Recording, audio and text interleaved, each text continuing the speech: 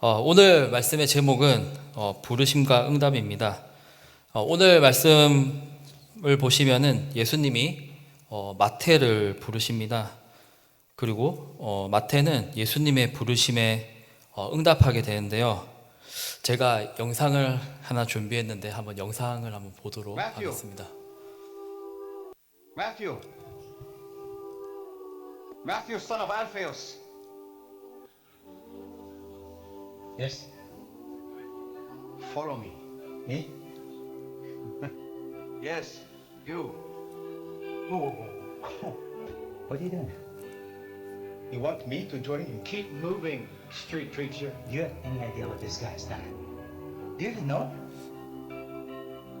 Yes.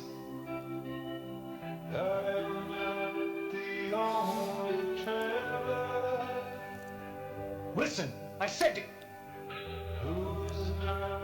What are you doing? Where do you think you're going? Guys, let me go. You lost your mind? You have money. Quintus protects you. No Jew is as good as you. You're gonna throw it all away. Yes. Matthew. 잘 보이나요? 네. 오늘 9절 말씀을 함께 보시면은 이렇게 나와 있습니다. 예수께서 그곳을 떠나 지나가시다가 마테라 하는 사람이 세관에 앉아 있는 것을 보시고 이르시되 나를 따르라 하시니 일어나 따르니라. 예수님이 세관을 지나가시다가 세관에 마태가 앉아 있는 것을 보십니다. 근데 예수님께서는 마태를 향하여서 나를 따르라 라고 말씀하십니다. 그러자 마태가 그 자리에서 일어나서 바로 예수님을 따릅니다. 여기서 두 가지 마태의 행동이 나오는데 예수님이 불렀을 때 어떻게 했냐면은 첫 번째 행동이 그 자리에서 일어났습니다. 예. 그리고 이것은 PPT 다음 페이지로 한번 넘어가 볼까요? 네. 네, 일어나 그리고 따르는데 첫 번째 따른 것은 일어나는 것은 세리를 이제 그만두는 것이고, 그리고 예수님을 따르는 것은 새로운 이제 방향으로 이제 전환이 일어났다는 것을 말합니다. 이렇게 생각할 수도 있지 않겠습니까? 세리를 그냥 그만두기만 하고 예수님 안 따르면 어떻게 되죠? 예. 예수님을 따르면서 이제 새로운 삶이 이제 시작되는 것입니다. 마태는 예수님을 따라 제자가 되기 위해서 세리로서의 활동을 모두 내려놓았습니다. 이 모습은 어디선가 본 적이 있는 것 같은데요. 예전에 예수님이 베드로와 야고보와 요한을 갈릴리 바닷가에서 고기잡이 하던 그들을 부르실 때도 예수님께서 제자들 보고 나를 따르라고 말씀하시는 장면이 나옵니다. 그리고 이와 마찬가지로 예수님은 마태를 찾아가셔서 부르셨습니다. 보통 제자가 선생님을 찾아가지 않습니까? 배움을 얻기 위해서 제자가 선생님을 찾아가는데 여기선 반대로 예수님이 제자들을 찾아가고 있는 것입니다. 당시 유대 문화에서 랍비는 굉장히 존경받는 존재였는데 도리어 선생님이 더 낮아져 가지고 이제 제자를 이제 부르시러 간 것입니다. 참 우리 상황과도 많이 유사한데 예수님이 우리에게 먼저 말씀으로 다가오시고 또 우리 마음을 또 흔들고 또 우리가 말씀을 듣고 예수님께 붙들려서 온 것하고 굉장히 유사한 것입니다. 사실 세관에 앉아 있는 마태를 보면서 저는 마태의 그 세관에 앉아 있는 모습을 상상하면서 많이 감정이 이입되었습니다. 참으로 마태가 우리와 닮은 점이 많이 있다는 것입니다. 어떤 점에서 우리가 마태랑 비슷하냐면은 상황에 맞춰 살아가는 그런 모습들이었습니다. 제가 그랬거든요. 마태는 세리였습니다. 당시에 세리는 사람들의 질책을 많이 받는 직업이었습니다. 존경받지 못하는 직업이었고 또 죄인이라고 불렸습니다. 왜 죄인이었냐면은 세리는 로마 제국의 행정부와 결탁해서 특별히 수익을 많이 얻을 수 있는 그런 직업이었습니다. 왜냐하면은 로마에서는 세금을 거둘 때 인두세라고 해서 사람 인명당 이렇게 세금을 거뒀거든요. 그러니까 어느 정도 호구 조사를 해서, 그러니까 어느 마을에 몇 명이 산다고 하면은 얼마의 금액을 거두라고 이렇게 세리한테 맡깁니다. 그럼 세리는 100만 원을 거둬야 되면은 100만 원을 걷는 게 아니라 200만 원을 거둔 다음에 100만 원은 로마에 바치고 100만 원은 자기가 착복할 수 있었던 것이죠.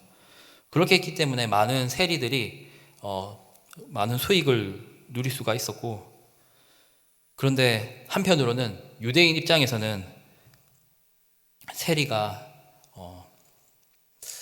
굉장히 안 좋은 그런 죄인으로서 취급받았던 것입니다. 유대인들은 특히나 선민으로서 자부심을 갖고 사는 자들인데, 로마 사람들에게 힘이 없어서 지배를 받고 살지만은 그래도 일반 민족들과는 다른 선민이지 않습니까?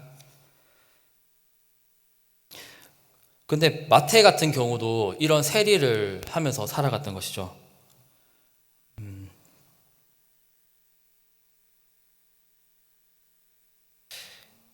마태는 어떻게 보면은 세상 속에서 유익을 얻기 위해서 자기가 마음에 들지 않더라도 그것에 맞춰서 살아갔던 것입니다.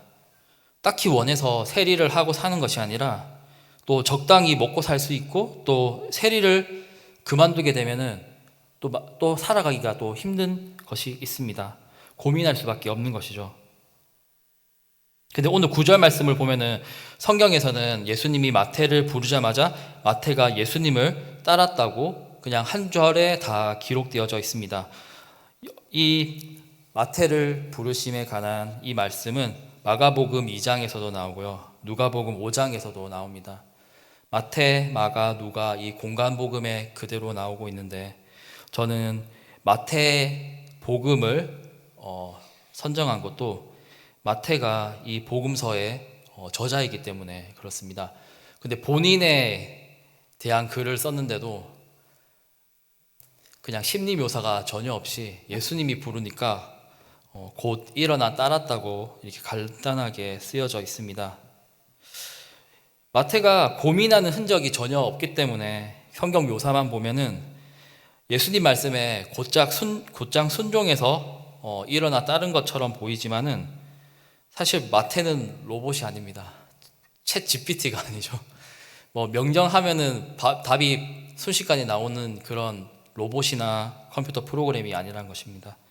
마태도 사람이란 것이죠. 다른 제자들은 예수님의 기적을 보고 따랐습니다. 그런데 또 예수님이 다른 많은 사람들을 부르실 때에도 그 사람들이 그냥 순순히 따른 것이 아니라 자기들이 못 가는 핑계를 대고 못 따라가는 사유를 대면서 따르지 않았던 것이죠. 그래, 놀랍게도 이 오늘 말씀을 보면은 마태는 예수님이 오셔서 자기를 따르라고 하니까 바로 예수님을 따르는 것입니다. 왜 그랬을까요? 왜 예수님이 불렀는데 고민도 없이 예수님을 따랐을까요? 왜냐하면 실은 평소에도 이 마태는 세리직을 그만둬야겠다는 생각을 늘 갖고 있었던 것입니다. 그리고 예수님에 대해서도 들은 바가 있었고, 그리고 언젠가는 그만둬야 되는데 예수님이 직접 오셔서 자기 이름을 부르시니까 마태가 마음을 굳혔던 것입니다.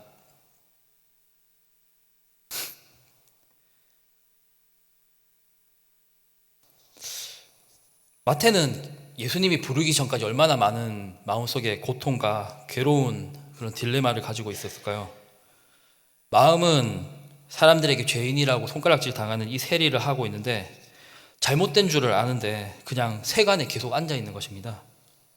로마의 앞잡이 노릇을 하고 살아가고 있고, 그리고 마태는 양심을 가지고 있는 세리였기 때문에 자신의 처지를 생각하면은 달리 방도도 없을 뿐더러 한 수밖에 나오지 않는 그런 삶을 살아가고 있었던 것이죠. 딱히 다른 살아갈 방법도 없었기 때문에 그저 세간에 앉아서 살아가고 있었던 것입니다.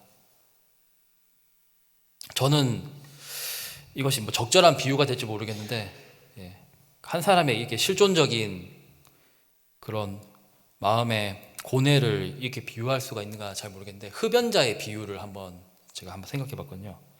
마태의 상황을 비유하자면은 담배가 나쁜 걸 알아요. 담배가 나쁜 걸 아는데 이 담배를 끊지 못하는 거예요.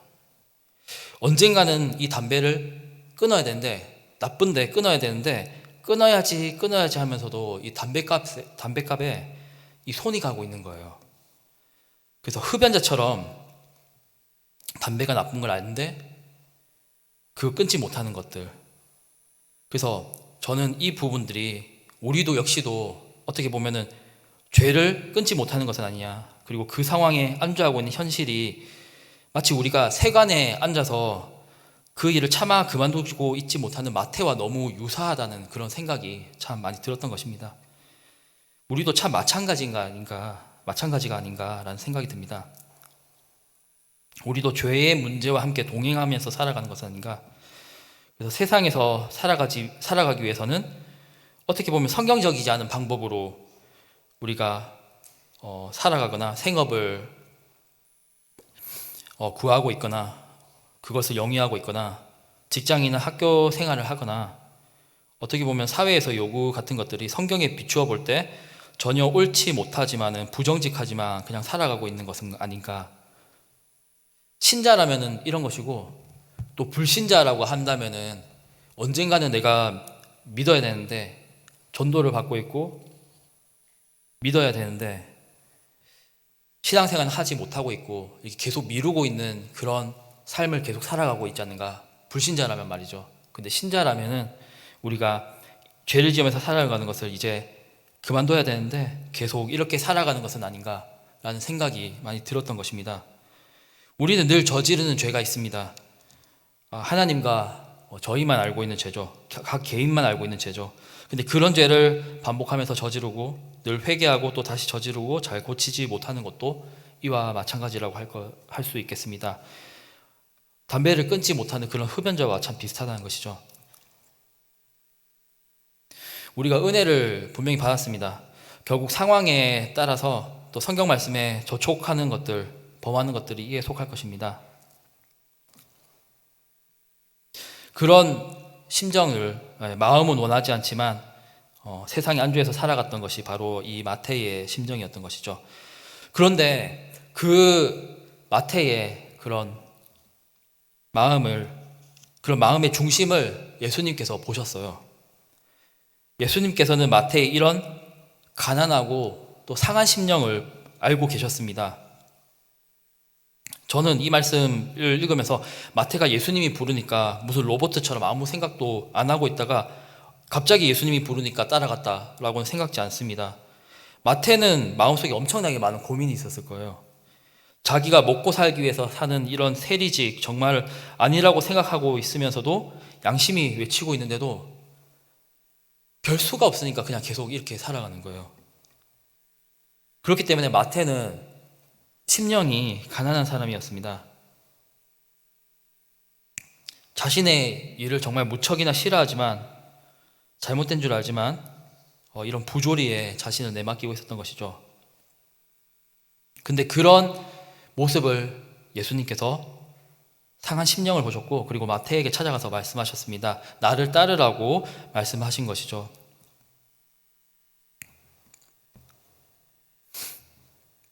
그리고 마태는 예수님의 제자가 되기로 작정하면서 했던 그 첫 번째 행동이 뭐냐면은 따르고 그 다음에 했던 행동이 뭐냐면은 예수님을 자기 집에 초대를 합니다. 그래서 식사를 대접하게 됩니다. 10에서 11절 말씀을 보시면은 나와 있습니다. 예수께서 마태의 집에 앉아 음식을 잡수실 때에 많은 세리와 죄인들이 와서 예수와 그의 제자들과 함께 앉았더니 바리새인들이 보고, 함께 읽을까요?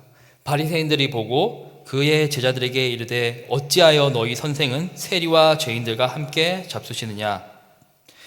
마태가 이제 세리직을 손 털고 예수님 따랐는데, 따랐을 때 그 이어서 했던 행동, 첫 번째 행동이 뭐였냐면은 자기 집에 예수님과 예수님의 제자들을 초대해서 식사를 대접했던 것입니다. 이것은 마태가 진정어린 회개의 표시였고, 이제는 제자로서 예수님과 한 공동체에 속가겠다는 그런 표시였습니다. 예수님과 제자들이 함께 먹고 마시며 이야기하면서 또 친교를 마음껏 나누었습니다. 교제를 마음껏 나누었습니다. 그런데 이 자리에는 많은 세리들, 또 많은 죄인들도 함께 있었던 것이죠. 그냥 죄인이라고는 돼 있는데, 세리 외에는 그냥 죄인이라고 돼 있는데 어떤 죄인지는 나와 있지 않습니다. 그런데 이 사람들은 또 유대 공동체에서 봤을 때 이 허용되지 않는 그런 사람들이었다는 것은 분명합니다. 근데 그들은 이 자리에 모였다는 것은 사실상 마태와 같은 마음을 가진 사람들이자 마태의 동료들이었을지도 모르고 또 마태와 같이 마음의 죄책감을 함께 갖고 있었던 그런 사람들이었습니다. 여기 식사의 의미에 대해서 말씀드리고 싶습니다. 유대 공동체에서 식사를 하는 것은 큰 의미가 있었습니다. 공동체의 친교뿐 아니라 같은 소속감을 가진 이들이 만나는 장, 같이 식사한다는 것은 하나의 공동체라는 유대를 함께 나누는 그런 의미를 가졌습니다. 그렇기 때문에 이 장면을 봤던 많은 바리새인들이 이와 같이 비난했던 것이죠. 식사하는 무리를 향해서 이렇게 얘기합니다. 너희 선생은 세리와 죄인들과 함께 잡수시느냐? 세리와 죄인들과 함께 식사를 하고 있다는 것 자체가 그들하고 같은 무리라는 것이죠. 같은 뜻을 함께하고 있는 무리라는 것을 말하는 것이었습니다. 그러니까 그 선생이 그런 무리들과 뜻을 함께한다는 것 자체가 바로 그 예수님에 대한 권위를 땅에 떨어뜨리는 것이었죠. 그리고 또 다른 의미로 보자면은 또 바리새인들이 비난하는 것은 굉장히 또 윤리적인 것일 수도 있습니다. 유대인들의 마음을 대변하는 것일 수도 있습니다. 윤리적으로 말입니다. 왜냐하면은 그들이 먹고 마시는 비용, 그 세리들이 베푼 그 연회라고 하는 것은 같은 민족인 유대 백성들의 고혈을 짜낸 그런 돈이었기 때문입니다. 그렇기 때문에 부당하게 동족에게서 착취한 돈으로 먹고 마시기 때문에 바리새인들은 윤리적으로도 그들을 비난할 수가 있었던 것입니다. 그런데 예수님은 그 바리새인들의 비난에 다음과 같이 대답하시는데요. 12절과 13절을 보시면 이렇게 얘기합니다. 함께 읽어볼까요? 시작. 예수께서 들으시고 이르시되 건강한 자에게는 의사가 쓸데없고 병든 자에게라야 쓸데있느니라. 너희는 가서 내가 긍휼을 원하고 제사를 원하지 아니하노라 하신 말 뜻이 무엇인지 배우라. 나는 의인을 부르러 온 것이 아니요 죄인을 부르러 왔노라 하시니라. 아멘.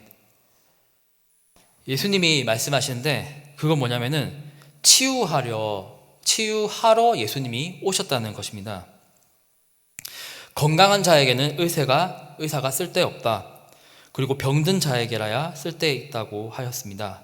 예수님은 병든 자인, 그 영혼이 병든 자인 죄인을 부르러 오셨습니다. 바리새인들이 비난하는 그 세리, 그 죄인들, 그들을 위해서 예수님이 오셨다는 것입니다. 예수님이 그들이 말하는 것처럼 그들과 뜻을 함께하는 범죄자로서 동조하는 것이 아니라 죄인을 낫게 하러 오셨다는 것입니다. 이 세상에는 의사가 필요 없는 두 유형이 있습니다. 뭘까요? 첫 번째는 의사가 필요 없는 사람은 진짜 건강한 사람입니다. 진짜 건강한 사람은 의사가 필요 없죠. 이것은 당연합니다.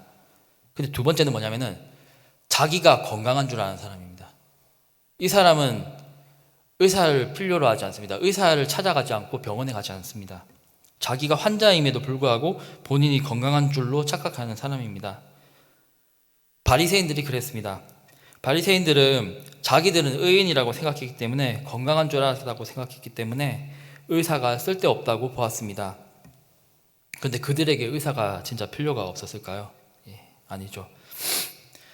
바리새인들은 그들 자신도 저 비난의 대상인 세리들과 죄인들과 같음에도 불구하고 자기들만큼은 의롭다, 자기들만큼은 저들보다 낫다고 여겼던 것이죠. 우리도 특히 이런 잘못들을 많이 저지릅니다. 특정 잘못을 저지르는 사람이 있습니다. 그런데 이렇게 얘기하는 거죠. 어떻게 저런 짓을 저지르냐고 하는 거죠. 나는 그렇지 않다고, 나는 저 정도는 아니다 라고 하면서 다른 이의 잘못을 지적하는 가운데 속으로 저런 짓을 하나 정죄받아 마땅하다고 여기는 것이죠.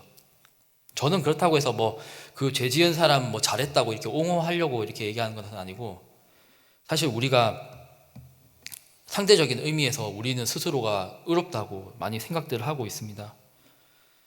그런데 예수님이 보시기에는 우리도 그 큰 죄를 저지른 인간들과 우리 작은 죄를 저지른 저희들도 똑같은 죄인이라는 것입니다. 죄에 있어서 큰 죄가 있을 수도 있고 뭐 작은 죄도 있을 수도 있을 것입니다. 또 분명히 또 그렇게 세상에서 보고 있기 때문에 법률에 따라서는 큰 죄에는 큰 죄책을 묻고 작은 죄에는 적은 형량을 부여하기도 하는 것입니다. 근데 예수님이 보시기에는 무엇입니까? 이 세상에 의인은 하나도 없지 않겠습니까? 세리도 분명 죄인이지만은 바리새인들 역시도 죄인이었거든요. 바리새인들도 그들 나름의 잘못이 있었습니다. 그들은 어떤 죄를 저질렀습니까? 남들에게 보이기 위해서 큰 길가에서 큰 소리로 기도하고 보여주기 식으로 마음에도 없는 율법을 지켰고, 그리고 의롭게 보이기 위해서 또 그들을 정죄하였습니다. 어떻게 저런 짓을 하느냐면서 남을 정죄하는 것을 보여주었죠. 바리새인이든 세리든 모든 이런 인간들에게 필요한 것은 바로 우리가 절대적인 그런 신앙을 가져야 된다는 것입니다. 상대적으로 인간끼리 서로 비교해서 내가 더 의롭다, 덜 의롭다, 부정하다, 정하다 이렇게 얘기할 수가 없는 것입니다. 하나님께서 보시기에 우리는 모두 죄인이고 우리는 그 앞에서 겸손함을 가져야 된다는 것입니다. 자기 자신을 보는 것만큼 또 어려운 것이 또 없습니다. 다른 사람에게 가혹하기는 쉽지만은 자기 자신에게 가혹하기는 어렵거든요. 남에게 하긴 어렵지만 자기 자신에게는 관대하기가 참 쉽습니다. 심지어 살인범도 이렇게 얘기하지 않습니까? 나는 착하다고 여긴다고 해요. 살인범들도. 심리를 프로파일러들이 얘기를 나눠보면 살인범들도 자기 정당화를 하고 자기가 옳다고 생각하거든요. 근데 자기 자신을 바라본다는 것을 굉장히 어려운 것입니다. 우리는 자기 모습을 돌이켜봐야 되고 또 내가 고칠 부분은 없는지 또 우리의 잘못을 돌이켜보는 것입니다. 저도 모두가 죄인이니까 어떤 잘못이든 도의적으로 회피해야 된다, 이런 의미에서 얘기한 것은 아닙니다. 그런데 우리가 남을 정죄하는 가운데에서 우리 스스로가 교만의 죄를 범하고 있는 것을 우리가 경계해야 되는 것입니다. 남을 보면서 어떻게 저런 짓을 하냐고 얘기하면서 또 스스로 우리가 높아진 마음을 갖게 되고 또 다른 사람을 멸시하고 또 다른 사람을 판단하는 그런 교만한 마음을 또 멀리 하자는 것입니다. 왜냐하면 그것이 또 죄가 되기 때문입니다. 바리새인들은 그런 점에서 교만의 죄를 지었습니다. 그들도 죄인이었기 때문에 의사이신 그리스도가 필요했던 것이죠. 그런데 예수님은 뭐라고 하십니까? 13절에 보면은 내가 긍휼을 원하고 제사를 원하지 아니하노라 라고 하였습니다. 바리새인들은 형식적인 제사를 드렸습니다. 그런데 중요한 것은 형제에 대한 긍휼, 형제에 대한 사랑이 전혀 없었다는 것입니다. 예수님은 제사보다도 긍휼 베푸는 것을 더 원한다고 하셨습니다. 그래서 마태복음 5장 23에서 24절을 보면은 제단에 제물을 바치러 왔다가 형제가 너에게 나쁜 감정을 갖고 있는 것이 생각나거든 제물을 내려두고 그 형제를 찾아가서 사과한 뒤에 제단에 와서 제물을 드리라는 말씀이 있습니다. 우리는 교회에 와서 예배를 많이 드리는데 저도 그 예배당 뒤에 앉으면 하는 게 뭐냐면은 몇 분 오셨는지 또 세는 거 하고 있거든요. 교회에 와서 예배당 자리를 채우고 하는 것은 또 중요한 일이긴 합니다. 근데 중요한 것은 뭐냐면은 형제와 갈등을 풀지도 않고 형제에게 긍휼을 베풀지도 않는데 그런 상태에서 예배에 참석해서 자신이 기도드리고 간구드리고 은혜만 받고 싶은 것만 가지고 가서는 안 된다는 것입니다. 내가 사장인데 직원들은 주일날 일 시키면서 자기는 교회 와가지고 예배 드리고 이렇게 하면 안 된다는 것이죠. 직원들에 대한 긍휼이나 사랑이 전혀 없는 가운데서 직원들은 서운하게 하는데 자기만 은혜 받겠다는 것은 또 이게 말이 안 된다는 것이죠.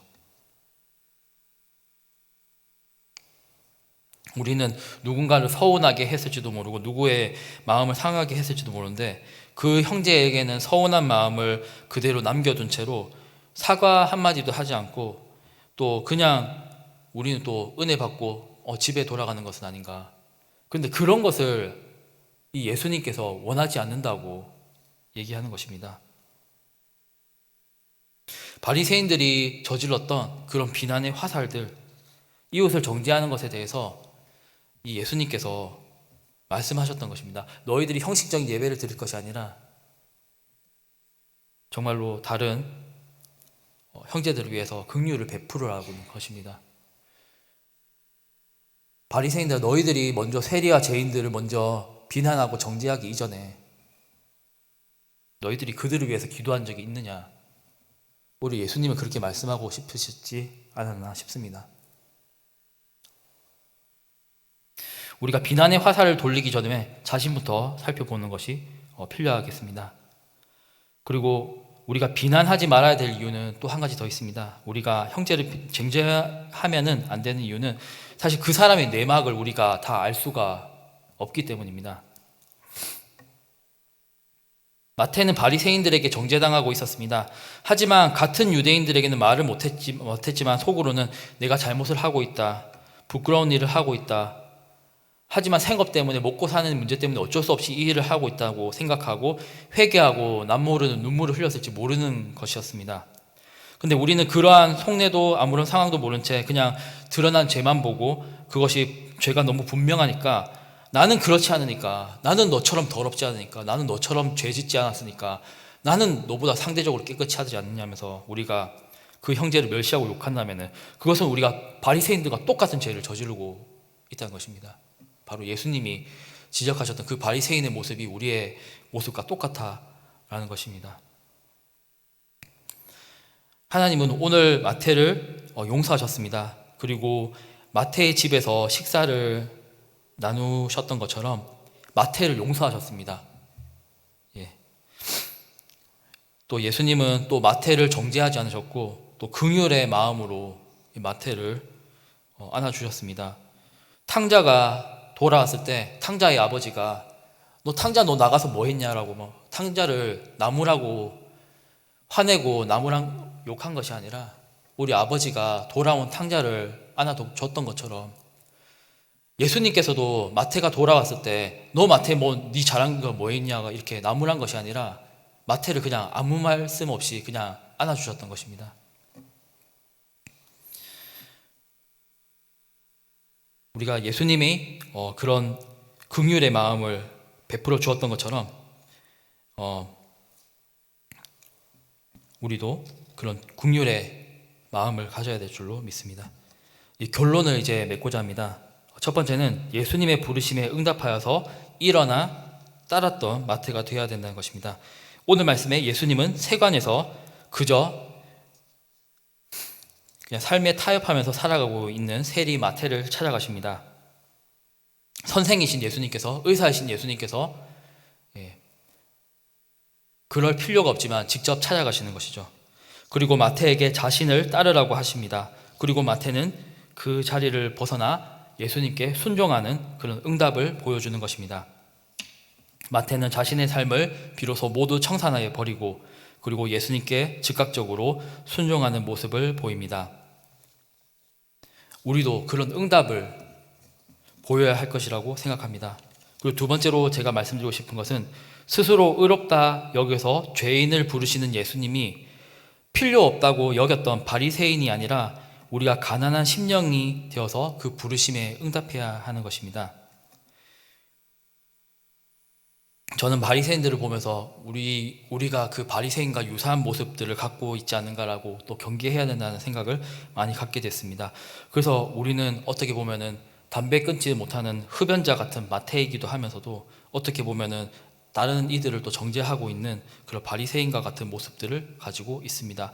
마태처럼 세상에 타협하고 또 바리새인처럼 남보다 우월하다고 여기고 있는 것입니다. 그래서 마태 같은 모습도 우리가 가지고 있고 바리새인 같은 모습도 우리가 동시에 가지고 있습니다. 근데 이제는 어떻게 해야 되겠습니까? 우리가 더 이상 마태처럼 세관에 앉아있는 세리 마태가 아니라 이제 일어나 예수님을 따르는 자가 되어야 될 것이고, 그리고 정죄하는 바리새인이 아니라 형식적 예배자가 아니라 우리가 형제에게 긍휼을 베푸는 그런 자가 되어야 할 것입니다. 함께 기도하겠습니다. 기도 제목들 한번 띄워주시겠습니까? 첫 번째는 흡연자가 담배를 끊어야 한다고 마음 먹지만 못 끊는 것처럼 우리도 마태와 같이 세관에 앉아서 회심도 없이 또 변화도 없이 또 습관에 따라 관성에 따라 타협하며 살아가는 것은 아닌가, 또 예수님의 부르심에 응답하게 하소서. 그리고 두 번째로는 바리새인들은 마태를 비롯하여 세리들을 두고 비난하였습니다. 스스로 죄인이자 의사인 예수님이 필요 없다고 여기는 교만과 또 자기 의에 빠져 있지 않은지 정말로 가난하고 상한 심령을 갖는 그런 제자가 될 수 있게 또 해달라고 함께 기도하시겠습니다.